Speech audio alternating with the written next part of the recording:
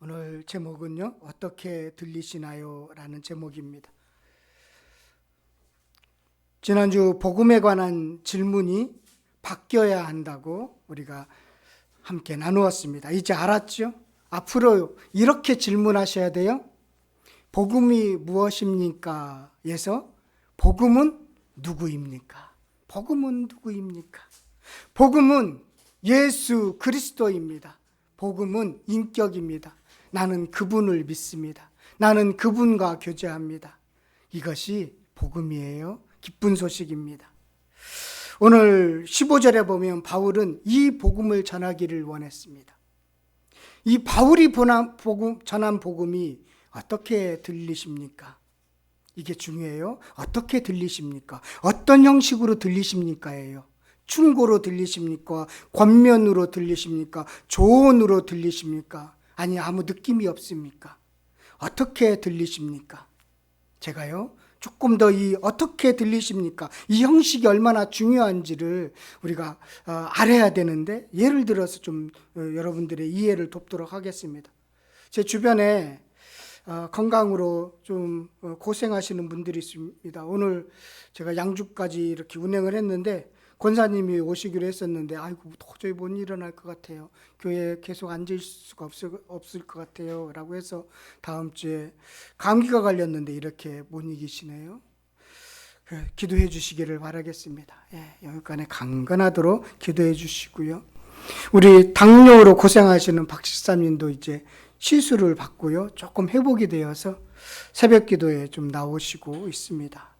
근데 또 이렇게 다시 병원에 가신다고 했는데 그 이후에 또 못 나오셔서 무슨 일이 있나 걱정도 됩니다. 당뇨 우리 이은영 집사님 당뇨 있죠? 관리 잘 하셔야 돼요. 이 관리 못하면 이 무섭다는 것을 이번에 확실히 알게 되었어요. 그래서 제 친구가 당뇨를 앓고 있거든요. 그래서 전화를 해서 야, 당뇨 무섭더라, 관리 잘해야 된다, 그렇게 또 친구한테 전화를 오지랖을 펼쳤습니다. 관리 잘해야 된다, 오래오래 같이 살자, 그렇게 이야기했습니다. 제 친구가 저의 소식을 듣고 어떻게 들렸을까요? 친구로서 걱정해 주는 말로 들었을 것입니다. 만약에 제 친구의 담당 의사 선생님이 제 친구에게 당뇨 잘 관리하십시오, 그러면 제 친구는 그 의사의 말을 어떻게 들릴까요? 경고로 들릴 겁니다. 야, 잘해야 되겠다. 하나 더요. 제 친구의 부모가 불러놓고 당뇨 잘 관리해야 돼, 힘들어, 그렇게 하면 제 친구는 그 말을 잔소리나 아니면 훈계로 들릴 수도 있겠지요. 누가 전하느냐에 따라서, 어떻게 들리느냐에 따라서 참 중요한데요. 바울이 전한 복음이 여러분에게 어떤 형식으로 들립니까? 충고나 권면이나 걱정해 주는 말, 아니 잔소리? 어떤 형식으로 오늘 읽으셨습니까? 어떤 형식으로 들리십니까? 나에게 지금 어떻게 들리는지를 아는 것이 참 중요합니다. 복음으로 받지 않고 충고나 경고로 들리면 신앙생활이 달라집니다. 경고로 들으면요, 하나님의 말씀을 경고로 들리면 무슨 일이 일어날까 봐 걱정하면서 신앙생활합니다. 예를 들어서 주일에 빠져서 내가 이거 사고 나면 어떡할까? 내가 뭐 안 하면 사고 날까 봐 어떡할까? 잘못되면 어떡할까? 내가 예수님을 믿었는데 그전에는 안 믿었다가 예수님 믿었더니 주변에 어려운 일이 생겨요. 이거 내가 잘못하고 있는 것은 아닌가? 이런 걱정, 두려움으로 사로잡힌다는 거예요. 그러면 율법주의가 돼요. 신앙이 크지를 못해요. 들리는 반응의 정도는요, 사실은 나와 어떤 연관이 있느냐에 따라서 달라지죠. 여러분, 우리는 각종 사고 사건을 뉴스를 접합니다. TV에서 접하고 또 신문에서도 접합니다. 그런데 충격받지 않지요. 무슨 교통사고가 났대, 큰 불이 났대, 충격받지 않지요. 왜요? 나하고 내가 아는 사람이 아니거든요. 그리고 내가 아니거든요. 그래서 그 소식이 충격으로 다가오지 않습니다. 그런데 내가 아는 사람이 불이 났대, 내가 아는 사람이 사고가 났대. 그러면 밥 먹다가도 숟가락 내려놓고 충격에 빠질 것입니다. 어쩌면 좋을까? 내가 뭘 도와줘야 되나? 놀라서 이 사실을 확인하고 또 막 전화 돌리고 난리법석을 피울 겁니다. 걱정돼서요. 나와 관계가 있기 때문에요. 나와 관련의 깊이와 정도에 따라서 이렇게 행동과 반응이 달라집니다. 오늘 여러분들이 읽었던 16절, 17절은요. 로마서의 주제이고 복음의 핵심입니다.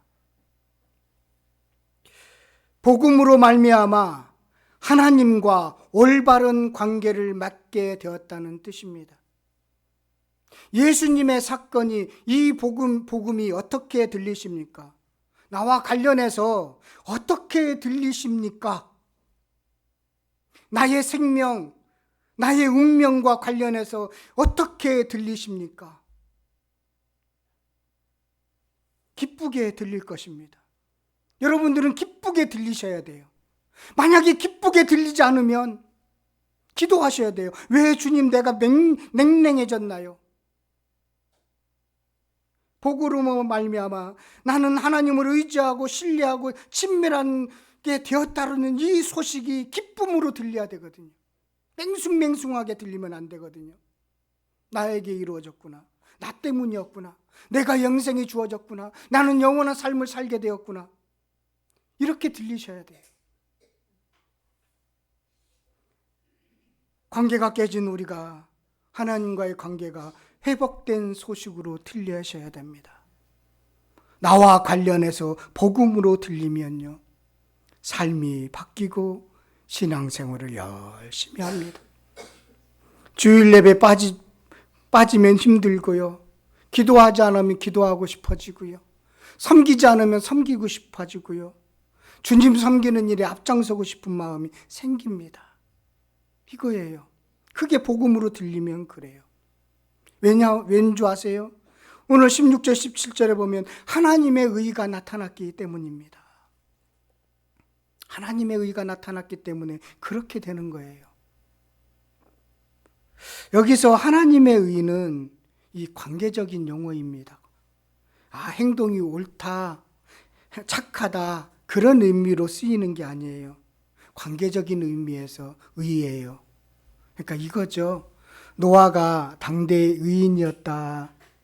아브라함이 의인이었다. 라는 것은요. 그들의 도덕성을 말하는 게 아닙니다. 노아 실수했지요. 아브라함 얼마나 많은 실수를 합니까?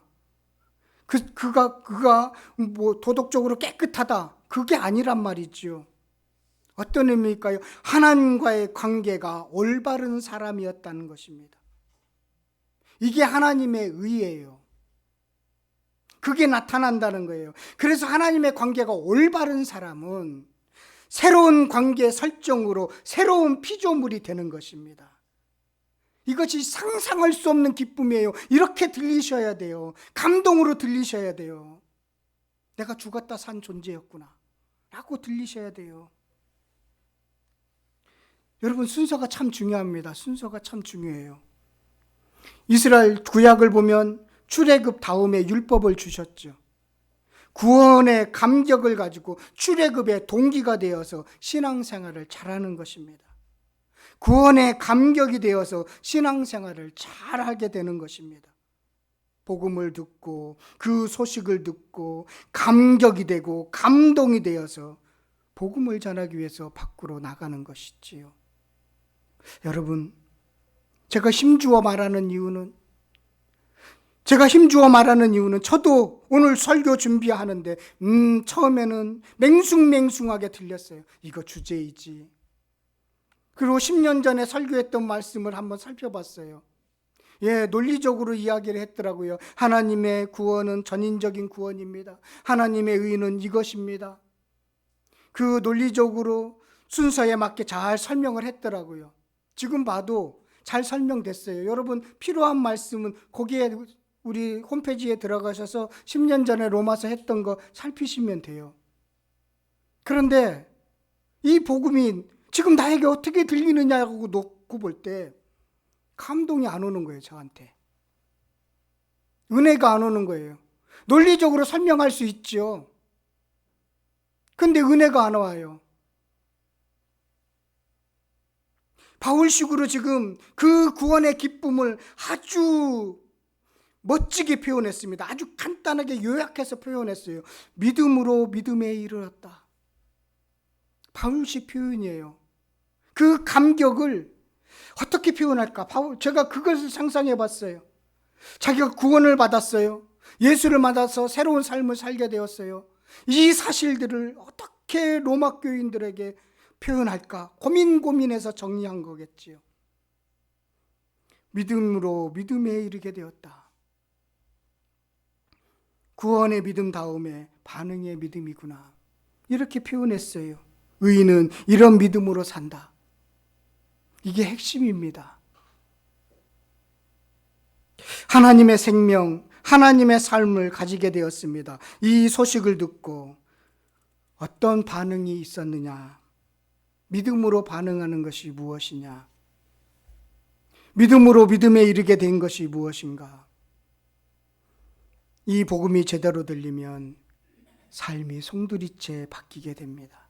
바울이 그랬습니다. 바울이 이 복음이 들렸던 것이죠. 바울이 들렸어요. 다메섹에서 부활하신 예수님을 만나고 들렸어요. 이 복음이 들렸어요. 그래서 바울은 이 복음이 들리니까 어떤 반응이 나오냐면 인생의 송두리째 바뀌는 반응이 나왔어요. 들리십니까? 복음이 제대로 들리면 이런 변화들이 있더라고요. 1장 1절이지요. 1장 1절의 말씀 함께 읽도록 하겠습니다. 함께 읽겠습니다. 시작. 예수 그리스도의 종 바울은 사도로 부르심을 받아 하나님의 복음을 위하여 택정함을 입었으니. 예, 이것이 복음의 반응이에요. 복음이 들려서 보여준 반응입니다. 이렇게 반응하는 거예요. 첫째로 보죠. 자신이 누구인지를 알게 되었습니다. 복음이 들리십니까? 그러면 자신이 누구인지를 알게 됩니다.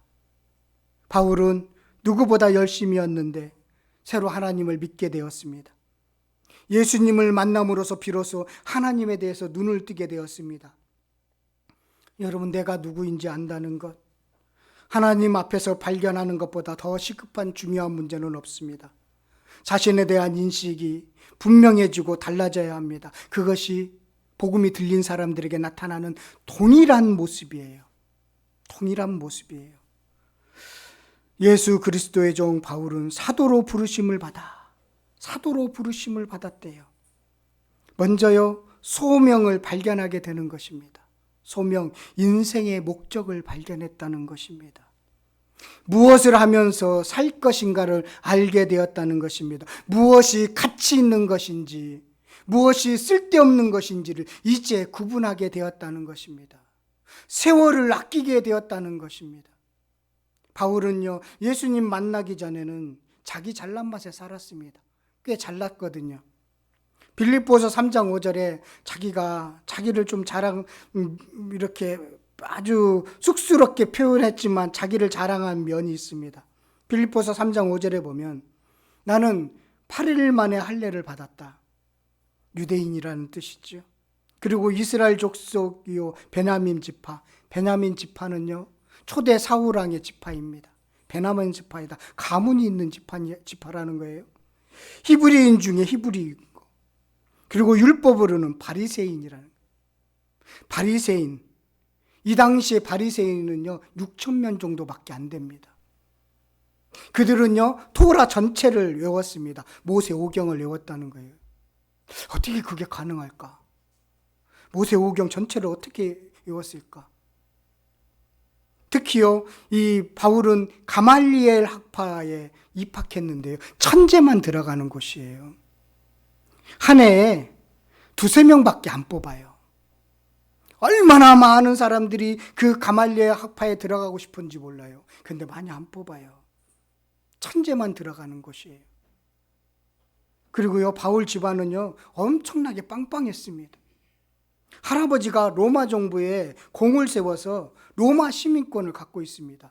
그래서 바울은 태어나서부터 로마 시민권을 가진 거예요. 돈으로 산 게 아니에요.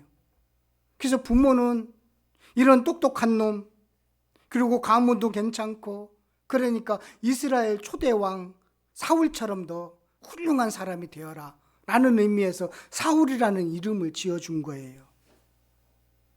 그래서 그런지 자기가 옳다고 생각하는 것에는 바울은요, 물불을 가리지 않고 저돌적인 사람이었습니다. 자기 목적을 달성하기 위해서는 정말로 열심히 공부했어요. 모든 면에서 부족함이 없는 아주 잘난 맛에 사는 사람이었습니다. 이런 바울이 복음이 들린 거예요. 예수를 만난 거예요. 그러니까 송두리째 바뀐 것이죠. 그래서 자기를 지금 사도로 부르심을 받았다라는 것입니다. 소명을 발견했다. 내가 사도로 보내심을 받은 자로 이제 내가 가는 게 아니라 보내신 사람에 따라서 순종하는 사도로 내가 이제 인생을 살겠습니다. 하나님이 시작하셨고 하나님이 끝을 맺을 것입니다. 그전에는 내 노력으로 내가 맺으려고 했는데 이제는 하나님이 나의 주도권을 쥐고 있습니다. 그렇게 반응이 나온 거예요. 뭐가 들리니까요? 복음이 들리니까요. 이론적으로 많이 알으면 뭐합니까? 바울이요, 구약 전체를 다 알았다니까요. 그런데 복음이 안 들리니까 하나님에 대해서 오해했다니까요. 복음이 들리셔야 돼요. 그래야 신앙생활 제대로 하는 거예요. 복음이 들려야 목사도 목사답게 살고 성도도 성도답게 살 수 있는 것입니다. 복음이 안 들리면 자꾸만 비교하게 돼요. 자꾸만 세상적인 욕망에 사로잡히게 돼요. 여러분, 복음이 들리셔야 됩니다. 저는 한 주를 주일 끝나고 나서 이제 다음 주에 말씀을 어떻게 하면 좋을까, 한 주 내내 제가 영적으로 떨어지지 않으려고 되게 노력해요. 왜냐하면 제가 영적으로 떨어지고 낙담하고 그러면 주일날 분명히 그것이 나타날 거니까요. 그래서 일주일 내내 별로 하는 거 없지만 열심히 살려고 노력해요. 하나님 앞에서 정직하게 있으려고 하는 이유가 저도 은혜 받아야 되고 여러분도 은혜 받아야 되기 때문에 그렇습니다. 오늘 이 시간에 그 복음이 들렸으면 참 좋겠습니다. 그렇게 복음이 들리면요, 또 바뀌는 게 하나 있어요. 더 이상 인생의 소유권을 주장하지 않습니다. 1절의 말씀이죠. 예수 그리스도의 종. 하나님의 인생의 주도권을 쥐고 끌고 가도록 자신을 내어드립니다. 순종의 인생이 되는 거예요. 그래서 5절에 믿어 순종하게 하나니, 그거 자기가 다 깨달은 거예요. 지금 자기가 실천하고 있는 거예요. 그래서 예수 그리스도의 종이라고 생각했습니다. 그리스도의 것이라는 것입니다. 6절에 분명히 말씀하고 로마 교회도 그리스도의 것으로 부르심을 받았습니다. 나도 그리스도의 종입니다. 우리 모두는 그리스도의 것입니다. 종은요, 주장하지 않습니다. 종은 절대적인 복종을 요구받습니다. 복음이 좋아서 스스로 종이 된 거예요. 스스로 종되기를 자처한 것입니다. 이것이 복음이 들린 사람들에게 나타난 모습이라는 것입니다. 하나 더 있습니다. 하나 더 있는데요, 우리 9절과 10절 말씀 함께 읽었으면 좋겠습니다. 9절과 10절 말씀입니다. 시작. 내가 그의 아들의 복음 안에서 내 신령으로 섬기는 하나님 나의 증인이 되시오니 항상 내 기도에 쉬지 않고 어떻게 하든지 이제 하나님의 내게 나아갈 좋은 길을 얻기를 구하노라. 아멘. 기도와 계획이 달라집니다. 쉬지 않고 기도하는 사람이 먼저 돼요. 그리고 자신을 위한 기도가 아니에요. 로마 교회를 위해서 타인을 위한 기도입니다. 기도는 하나님과의 대화이죠. 하나님과 소통하는 것입니다. 여러분, 불통은요, 오해를 낳습니다. 불통하면 사람만 오해하는 것이 아니라 하나님도 오해하게 됩니다. 오해는요, 모든 불행의 씨앗입니다. 오해하지 마십시오. 오해하지 않기 위해서는 기도하셔야 돼요. 여러분들의 가까이 있는 사람들에 대해서 오해하지 않기 위해서는 기도하셔야 돼요. 기도하면 그 뜻을 알게 되어 있습니다. 기도 없이 행하면 하나님의 뜻을 방해하게 되어 있습니다. 자기 생각, 자기 연민, 자기 열정에 빠지게 되어 있습니다. 예전에 바울이 그랬습니다. 사도행전 9장 1절 2절에 보면 사울이 주의 제자들에 대하여 여전히 위협과 살기가 등등하여 대제사장에게 가서 다메섹 여러 해당에 가져갈 공문을 청하니 이는 만일 그 도를 따르는 사람을 만나면 남녀를 막론하고 결박하여 예루살렘으로 잡아오려 함이라. 자기 열정, 자기 연민에 빠져서 하나님을 제대로 알지 못하니까 하나님의 뜻을 방해하지요. 기도하셔야 돼요. 바울은 복음이 들린 이후에는 기도의 사람이 되었습니다. 성경 바울 서신 곳곳에서 보십시오. 바울이 얼마나 많은 기도를 했는지 곳곳에서 발견할 수 있습니다. 그는 기도의 사람이었습니다. 복음이 들리면 기도합니다. 그리고요, 지금 로마를 가고자 하는 태도도 엄청나게 다릅니다. 바울은 로마에 가기를 원하고 계획을 세웠습니다. 여러 번 계획을 세워서 추진했습니다. 13절에 보니까 형제들아, 내가 여러 번 너에게 가고자 한 것은 너희가 모르기를 원하지 아니하노니 이는 너희 중에서도 다른 이방인 중에서와 같이 열매를 맺게 하려 함으로되 지금까지 길이 막혔도다. 여러 번 가려고 했는데 길이 막혔다. 하나님이 막으신 거죠. 그렇죠? 그것을 이제 알게 되었습니다. 하나님의 뜻 안에서 진행된다는 사실을 알았습니다. 하나님이 막으시면 안 되는구나. 하나님이 열으셔야만이 가시는구나. 그전에는 하나님이 막으셔도 그냥 직진이었어요. 그런 사람이었어요. 그런데 복음이 들린 이후에는 달라지기 시작했습니다. 상향적인 욕구가 없어진 것입니다. 복음이 제대로 들린 사람만이 할 수 있는 태도입니다. 하나님의 뜻 안에서. 하나님의 뜻 안에서. 나약해 보이죠? 조금 능력이 없어 보이죠? 좀 소심한 것처럼 보이죠? 아니에요. 하나님의 뜻 안에서 진행되는 것입니다. 모든 일이 하나님의 뜻 안에서 아주 완벽하게 진행되는 것입니다. 복음은 이렇게 사람을 변화시킵니다. 바울이 복음을 전하기를 원하노라 하면서 16절, 17절 말씀, 복음의 핵심을 요약 설명했으면 아주 논술적으로 논문 쓰는 것처럼 딱딱하게 정리를 했지만 그의 삶은 부드럽습니다. 그의 삶은 열정적입니다. 그의 삶의 변화는 엄청납니다. 엄청납니다. 오늘 여러분에게 16절, 17절 말씀이 들리기를 원합니다. 그래서 복음에서 다시 출발해야 합니다. 복음이 들려서 너무나 좋아서 섬기고, 너무나 좋아서 봉사하고, 너무나 좋아서 주일 성수하고, 그 모든 것이 복음이 동기가 되어야 됩니다. 복음이 들리면 순종합니다. 복음이 들리면 순종합니다. 하라고 명령해서 그렇게 합니까? 아니요, 그게 아니죠. 충고해서 가겠어요. 그러면 충고해서 가고, 그래서 조언을 듣고 가면요, 따지게 되어 있어요. 계산하게 되어 있다니까요. 그런데 복음이 들리면 계산하지 않습니다. 부끄럽지 않습니다. 그래서 16절 말씀 우리 다 같이 한번 읽어보도록 하겠습니다. 이 복음 16절 17절 말씀이 여러분들의 복음으로 들리기를 간절히 바라겠습니다. 시작. 내가 복음을 부끄러워하지 아니하노니 이 복음은 모든 믿는 자에게 구원을 주시는 하나님의 능력이 됨이라. 먼저는 유대인에게요 그리고 헬라인에게노라. 복음에는 하나님의 의가 나타나서 믿음으로 믿음에 이르게 하나니 기록된 바 오직 의인은 믿음으로 말미암아 살리람과 같으니라. 네, 아멘. 이것이 들리기를 바라겠습니다. 그래서 복음을 부끄러워하지 않고요. 이 조금만 설명을 하자면 복음은 하나님의 능력입니다. 하나님이 하실 수 있는, 하나님만 하실 수 있는 일이라는 것입니다. 그리고 차별이 없다라는 뜻이지요.